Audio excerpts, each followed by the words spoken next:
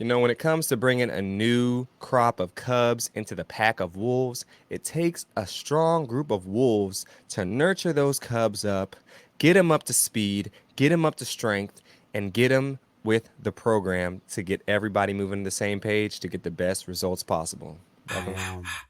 Reincarnated, I was stargazing. Life goes on, I need all my babies. Woke up looking for the broccoli. High key, keep a horn on me. That come my seat.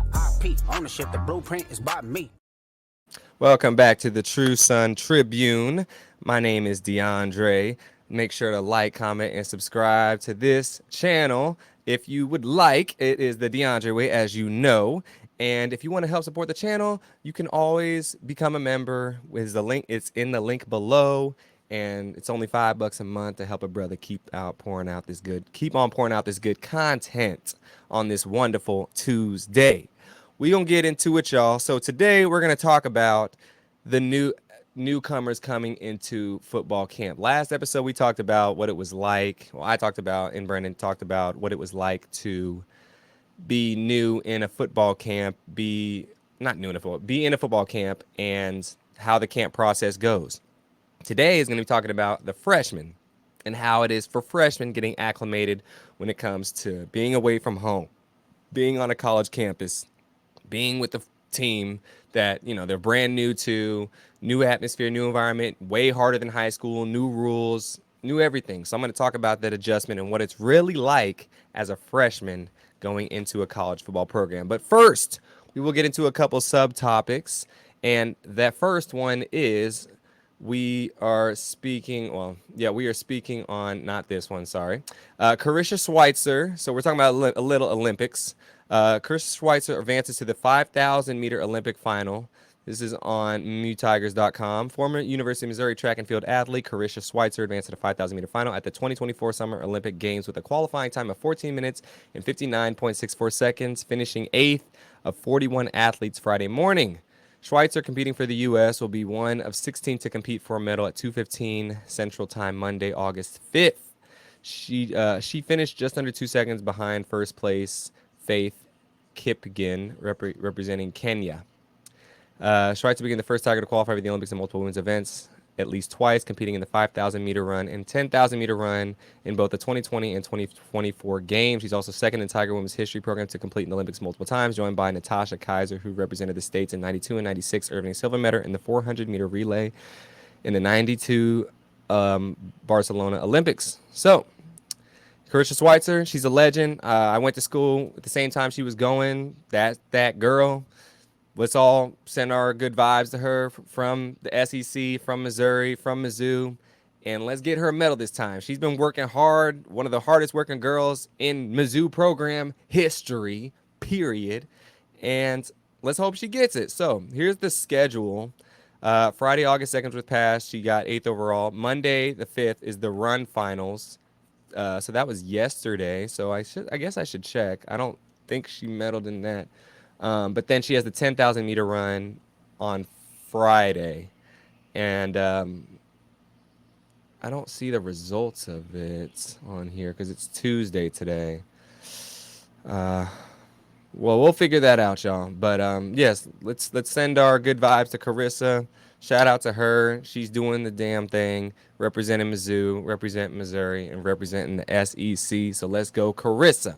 Next is talk about former Missouri swimmer wins bronze at the Olympics. This is on SI.com. And Missouri Tiger alumni keep winning at the 2024 Paris Olympics, this time coming from swimmer Clement Setchi.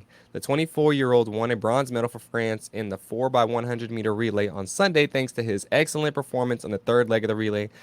On Saturday's preliminary round, France finished with the best first heat time and best overall time, 3 minutes and 31.36 seconds. Setchi had quite a resume at Missouri in just one season, becoming a 3-time honorable mention All-America honoree and placing in the top 5 all-time in the 100-meter back, 100-meter fly, 200-meter back, and 200-meter fly. Now he is winning on a world stage. So congrats, Clement. He did his thing right here. I watched that race, and I didn't know he went to Mizzou. Well, I did know he went to Mizzou, duh, because I talked about it before. But yes, that's it right there. So shout out Clement, man. He bringing some metal and hardware back home to, well, if he's coming back to Columbia. But he brought it representing Mizzou, so that's big time. Representing the home country, representing the Olympics. So all the Olympic athletes, shout out to them. They're really doing it. They're really holding it down.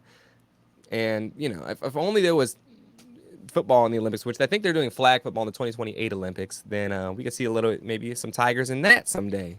But yeah, y'all, make sure to, you know, give them some love on social media, go to their accounts, just spam it with love, and just keep on doing well for the Tigers.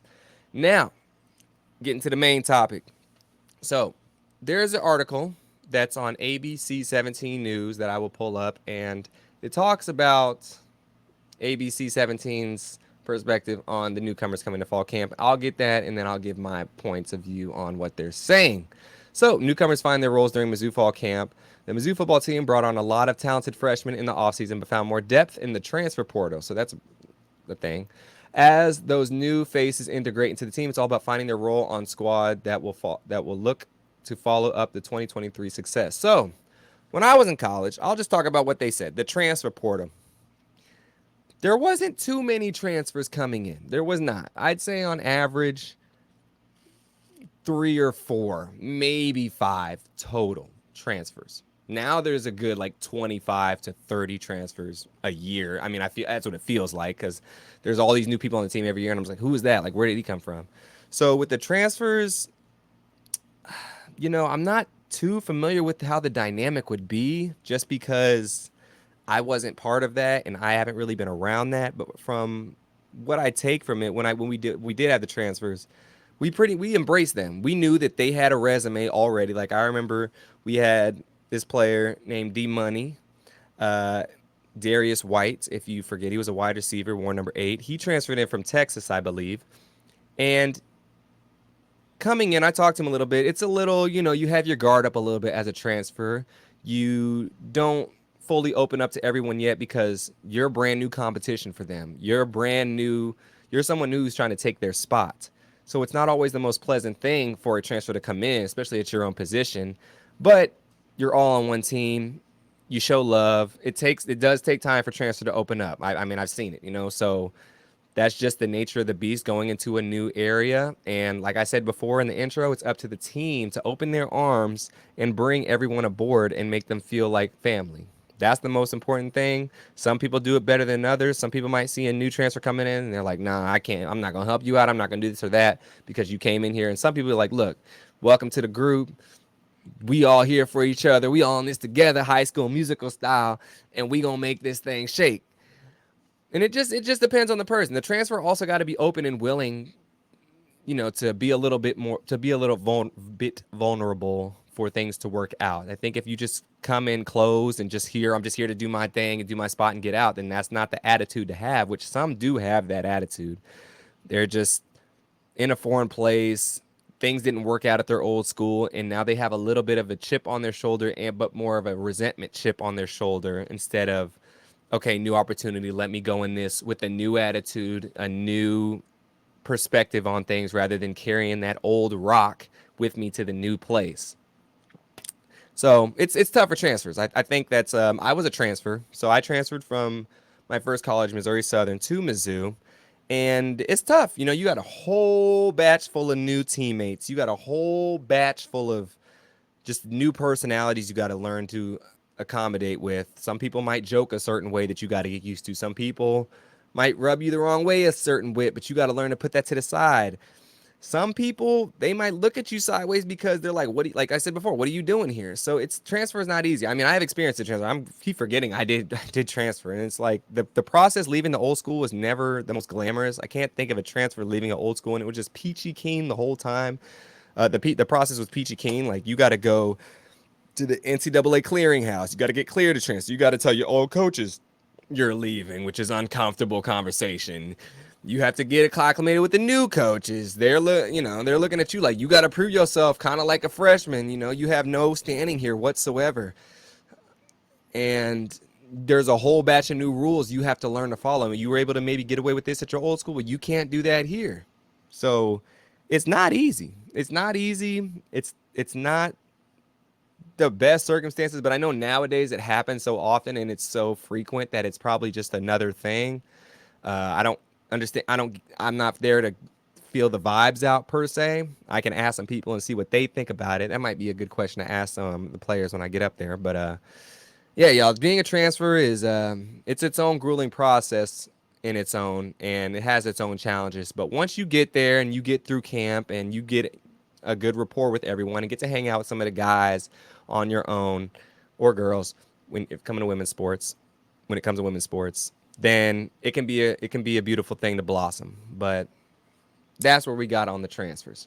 We'll continue with the article. Um, Cornerback Toranio Pride Jr. and defensive end Zion Young, who both transferred to Columbia ahead of the 2024 season, both spoke to the media on Tuesday. Young said that after coming from Michigan State, even practicing in the SEC feels faster. It's been an adjustment, but Young said he chose to come to Columbia because of his relationships with all the coaches. They were just consistent, he said. It was a family feeling, and I love what they have going here and the opportunity. You can watch his full press conference. We're not going to watch the press conference.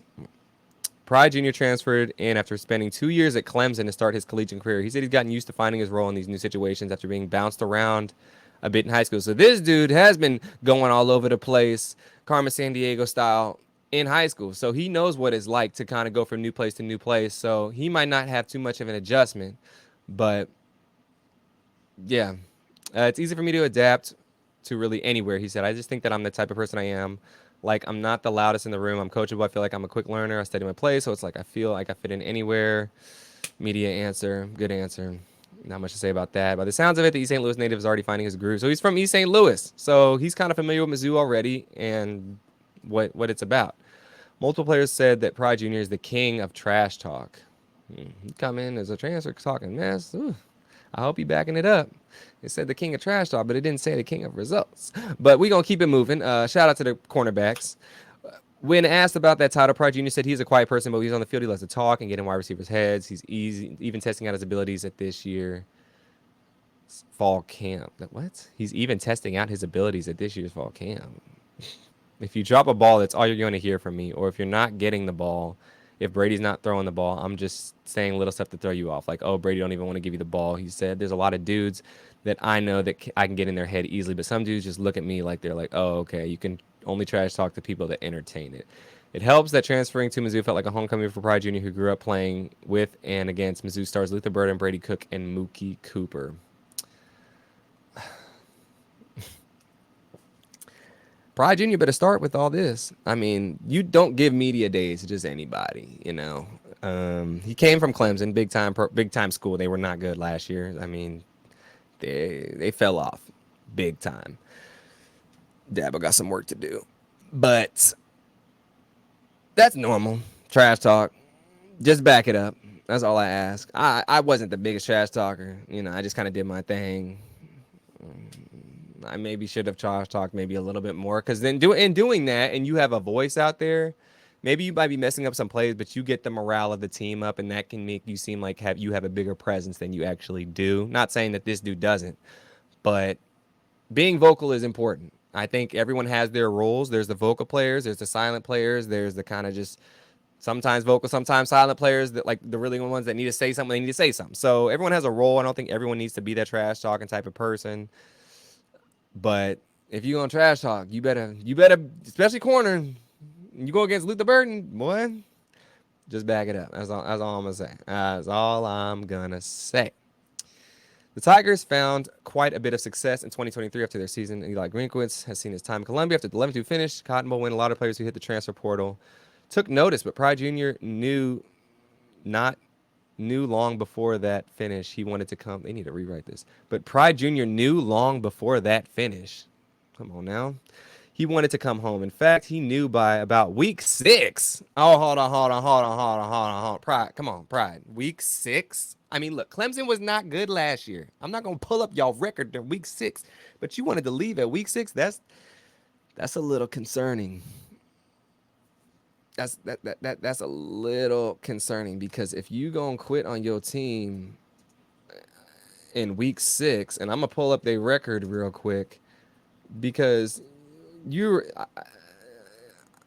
I look, the transfer portal is the transfer portal, you know, but I don't think that you should be thinking about transfer in the middle of the season. That's just not the mindset unless you got benched or something like that. And so I'm looking at their schedule last year. Their first 6 games, they lost to Duke, they beat Charleston Southern, beat Florida Atlantic, lost to Florida State in overtime, beat Syracuse, and beat Wake Forest. So they were 4-2 their first 6 games, and they lost the next two. So maybe he meant after the next 2 games because they lost the next 2 games. But then they won the last 4, and they won their bowl game. So did this dude get benched or something? Hold on, because they had a good record. I mean, not they were, hold on, let's see. He started 2 games in 2023 and one in 2020. Oh, I see. He wasn't playing. That's what it was. Now it's making sense. All right, we're gonna pull up this article real quick. So here we go. Credited with 37 tackles, career stats. So he played in all the games. But only started 2 games. That must be it. Okay. Now we're getting into it. So let's see week 6. 1, 2, 3, 4, 5, 6. Oh, now I see what's going on. He didn't record any stats the last after the 6th game. Now it makes sense. Okay, well, you got to stay with your team mentally. You might get benched, and you just got to deal with it. And by the looks of it, I don't know what the reason was. Something must have happened because he was putting up okay numbers, not bad. He was putting up decent numbers, but he definitely got benched and was only playing like special teams or sparingly the rest of the season because he played in all the games. So I don't know what happened, but definitely that's a little concerning. Saying he was ready to transfer, that's not a good thing to say. You can't say that I was ready to leave. I was ready to leave because then if something similar happens, are you going to be ready to leave Mizzou again? You got to stick through it. And your team was winning at that point. So I don't know what the disconnect happened. I don't know. There's probably details that I'm missing that maybe coaches was acting up with him or maybe something personal went down. Who knows what happened? But that's just an interesting thing to notice about Mr. Pride Jr. I'm rooting for Mr. Pride Jr. now, but that's very telling. It goes to do your research, y'all. Well, I'll wish Mr. Pride Jr. luck, and hopefully he sticks with Mizzou until the season's over with. But we going to continue with the article. Mizzou has a lot coming. Okay, we just finished that. Mizzou has a lot coming. While I was watching them while watching them while I was at another program, I could just see it. They got a lot of momentum. Coach Drink has a lot of good things coming. He's on the right track. I just wanted to be a part of it. Veteran wide receiver Mookie Cooper has taken it upon himself to help the newcomers and the freshmen along ahead of the 2024 campaign. The role of being a vocal leader is something that's new to him, but he's taking it head on. Yes, so becoming a new vocal leader, that's what happens. The people that might have been quiet as juniors now got to be a little bit more vocal as seniors. So if you don't have that in you, then you got to figure it out because it just has to come. Like when I became a senior, I was not the star player of the team by any means necessary. But I had to find my role and niche somewhere. And my role and niche was getting everybody warmed up and ready to go. Like I was the one that was going to be on time and getting the stretches started when we did when we were without the coaches and whatnot in summer and certain parts of fall camp. That niche was mine. So I was, being vocal when I could, when the others really weren't being so, but in my group. But yeah, I mean, you got to step up a little bit each and every year, no matter what your role is. Be a little bit more vocal in certain areas, in just certain areas. You ain't got to be like yelling and screaming and being that guy. Only a few people can be that, and that's, only certain people just have that. But it's important to step up to the plate in different facets, and it sounds like Mookie's going to be that sole. Well, the article's making it sound like he's going to be the sole speaker of the group, and I say sole speaker as in like he's going to be rah, maybe give some speeches before the games, etc. So that seems like it's going to be his role based off this article. I got to speak up more, Cooper said. I used to just sit back and was up to guys like Kiki Chisholm or Barrett Bannister, but now I've got to be that guy. It's just good to see other guys grow. I like experiencing that moment, just like being the older guy in the room. We're not going to watch his thing. Sophomore wide receiver Joshua Manning said learning from guys like Cooper Burden and Theo Weiss during his freshman campaign was critical. With all the success they brought to the program, not a lot of people zoom in on the details as much as they should have. Manning said when asked what the biggest lesson he learned from those guys was. Not a lot of people zoom in on the details as much as they should have. Huh? Am I reading? Not a lot of people zoom in on the details as much as they should have, Manny said when asked what the biggest lesson he learned. I think that's a typo. I think he meant to say, not a lot of people zoom in on the details like those guys did.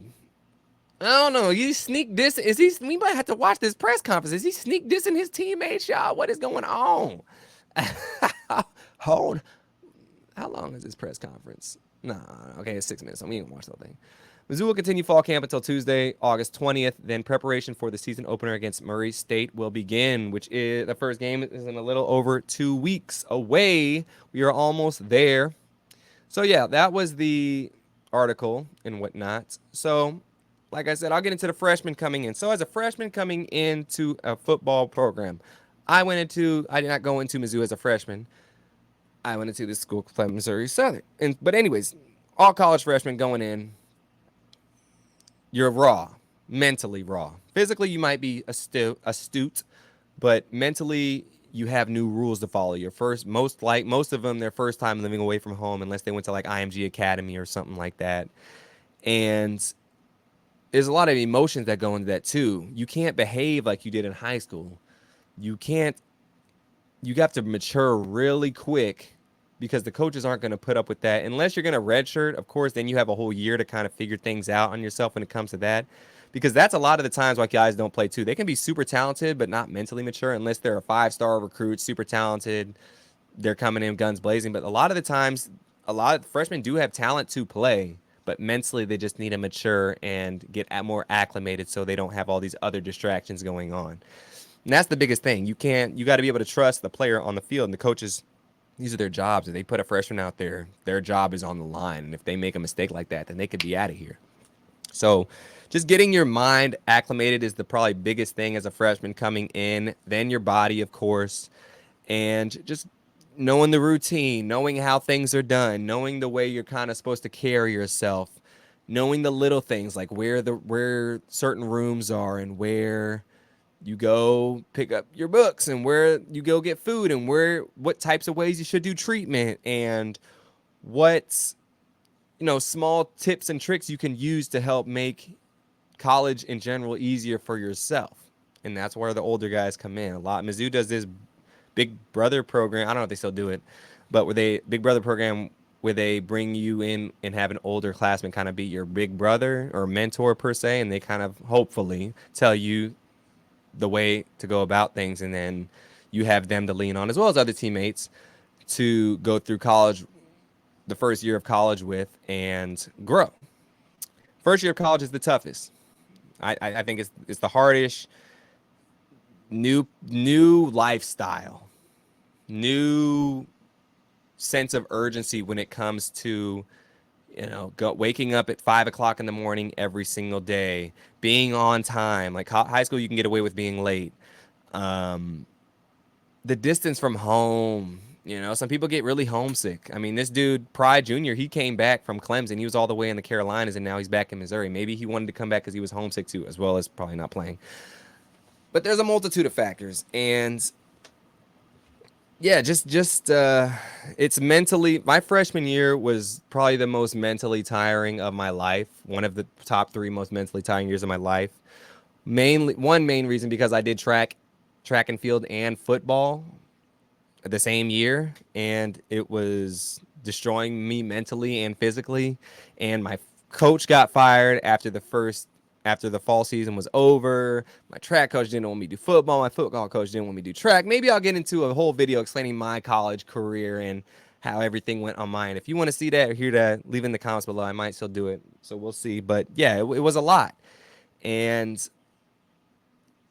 for me, I didn't have anyone older to lean on to kind of help me out. It was kind of just me on my own, my upperclassmen when I was a freshman, they really just weren't there for me. I'm going to be transparent. I was all alone. I didn't have a role model per se that was positive in my eyes, and somebody that I was looking up to and be like, I want to be like that. Outside of athletic wise, I had this guy named Narante Threet, cold wide receiver, but nobody that went out of their way to come to me and help me out. And that's what upperclassmen need to do as freshmen. I tried always as upperclassmen to go to the freshmen. Hey, you good? Do you need anything? Hey, you good? Do you need anything? Hey, are you good? I remember several times Emmanuel Hall, I would work with him one-on-one after practice, just different things. He was a wide receiver. He played his freshman year. Great Mizzou wide receiver.